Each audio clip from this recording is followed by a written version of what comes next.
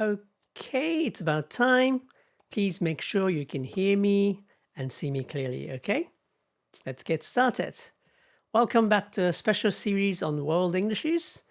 In this series, we have been thinking about English not as a single language, but as a language with many different varieties around the world. The other day, we looked at differences between British and American English in terms of pronunciation. Today, we're going to look at differences in vocabulary, grammar, and spelling, and so on. And then think about which variety of English we should learn. Okay, so let's start by thinking about vocabulary. One of the most noticeable differences between British and American English is that people sometimes use completely different words for the same thing. So let's start with these shoes. What would you call them? Would you say sneakers or trainers?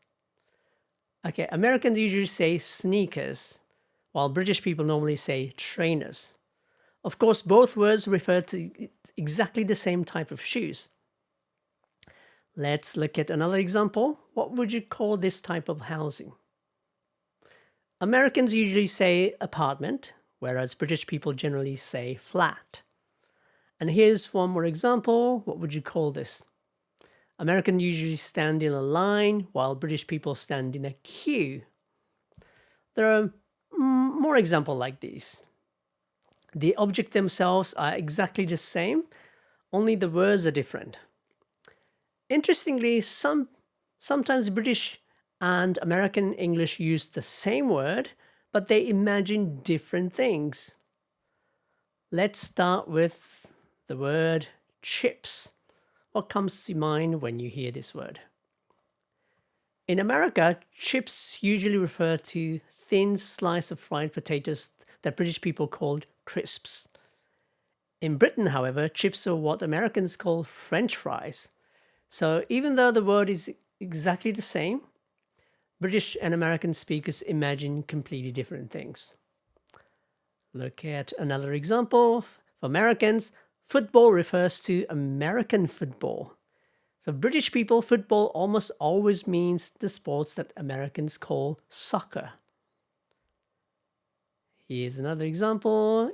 In American English, the floor at street level is called the first floor. In Japan, it's the same, ikkai. In British English, however, the floor at street level has a different name. It's called the ground floor. The floor above it is called the first floor. So as a result, British people and American people, when they want to find themselves or find each other, they ended up on a different floors of the same building. Here are some examples. Sometimes people use the same word but imagine completely different things. And this can sometimes lead to misunderstandings. Now let's move on to spelling. So unlike pronunciation, spelling differences are easy because you can see them. In many cases, British and American spelling follows regular patterns. Let's start with a familiar example. Americans write color without a U, but British people add U and write COLOUR. Another common pattern involves the endings ER and RE. Americans write center with ER at the end, theater or theater, meter, ending in ER. British people usually reverse the last two letters and write center, theater, and meter, RE. Next, let's look at words ending in SE and CE. Americans have a driver's license ending in SE, and British people have driving license ending in CE. And there are many examples like these. Another common difference involves double letters. Americans usually write traveling, labeled, and cancelled with one L. British people usually write traveling labeled and cancelled with two L's. There are also individual words that are spelled differently. For example, Americans write check, C-H-E-C-K, while British people write check, C-H-E-Q-U-E. Of course, spelling differences do not affect meaning. Americans and British people understand each other perfectly well. These are simply different conventions, I would say. So compared with pronunciation and vocabulary, grammatical differences between British and American English are relatively small. However, there are a few patterns that are worth knowing. Let's begin with the verb have. Americans often say, I have a car. British people, on the other hand, often say, I've got a car. I've got a car. Both expressions mean exactly the same thing. The same difference can be seen in questions. Americans often ask, do you have a pen? While British people often say, have you got a pen? Again, both are perfectly natural. And we can see the same pattern in negative sentences as well. Americans often say, I don't have any money. British people often say, I haven't got any money. Once again, the meaning is exactly the same. Another interesting difference involves collective nouns. Words such as family, company, and government refer to groups of people. Americans usually treat these words as singular, one thing. For example, my family is coming to visit. The company makes company parts. Our British people say sometimes they think of these groups as collective, a collection of individuals. So as a result, they may use either a singular or plural verb. For example, my family is coming to visit, or my family are coming to visit. So same way, British people might say the company makes computer parts or company make computer parts. Same thing is true for government. American may say the government has announced a new policy, while British people say the government has or have announced a new policy. Again, these differences are small. In most situations, people from the two countries communicate without any difficulty. Now let's move on to some everyday expressions. People in Britain and the United States often achieve the same communication goals, but they sometimes use different expressions. So let's start with apologies. Oh no, let's start with, okay. So suppose someone accidentally steps on your foot. Ouch. Americans often say, excuse me. British people also say, excuse me, but they're perhaps more likely to say, sorry. So next, imagine that someone does you a small favor. Americans often say thanks. British people also say the same way, but you may also hear them say cheers. In Britain, cheers does not always refer to drinking, kanpai. It can also mean thank you, or even you're welcome, or goodbye, depending on the situation. Look at one more example. When friends meet, Americans often say, how's it going? In Britain, however, you may hear people say, you're right. You're right. This can sometimes surprise visitors because it sounds like the speaker thinks something is wrong. Well, in fact, it is actually just a casual greeting, similar to saying like hello or how are you. They're simply greeting you in a friendly and informal way. There are many more examples like these.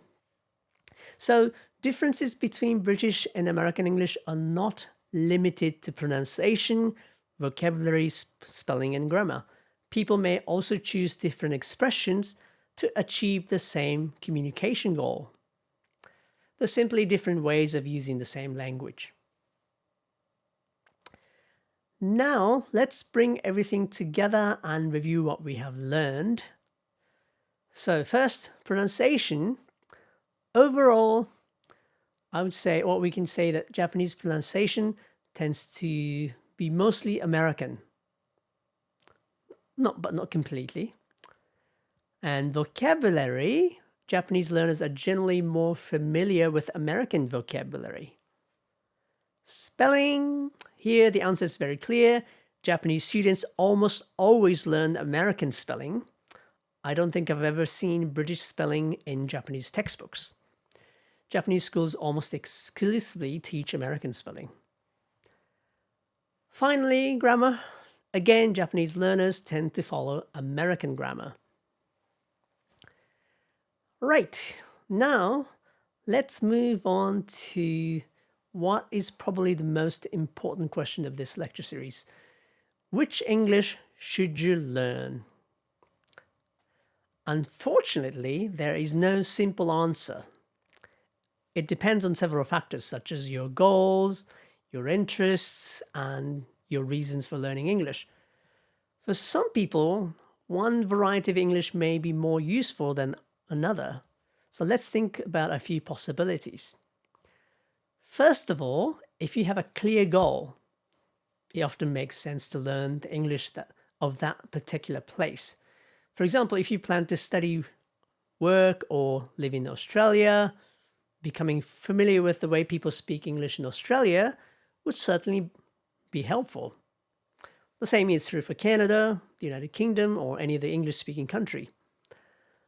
Learning the local variety can help you understand local people more easily, and it can also make it easier for local people to understand you. However, many people do not have a specific destination in mind. In that case, what should you do? Well, my personal recommendation is to use General American pronunciation as your main model. This is not because American English is better than other varieties. Rather, it's because General American pronunciation is widely understood around the world. This is the type of English you often hear in, for example, Hollywood films and major American news channels such as CNN. For many learners, it is probably the safest and most practical choice. However, there is one very important point that I would like to emphasize. You only need one main model for speaking. So, because trying to imitate many different accents at the same time can be very confusing and it's super difficult, I would say. However, when listening, the opposite is true. You should expose yourself to as many different varieties of English as possible. In other words, have one model for speaking, but listen to many different accents. So after 3 lectures on world Englishes, what is the most important message? I think it is this. The goal is not to sound like a native speaker.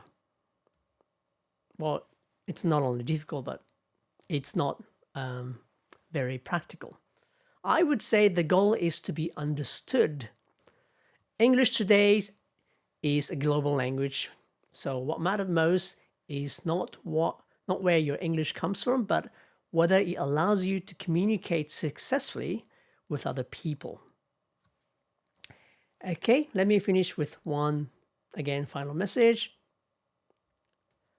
Have one model for speaking, but listen to many different varieties of English.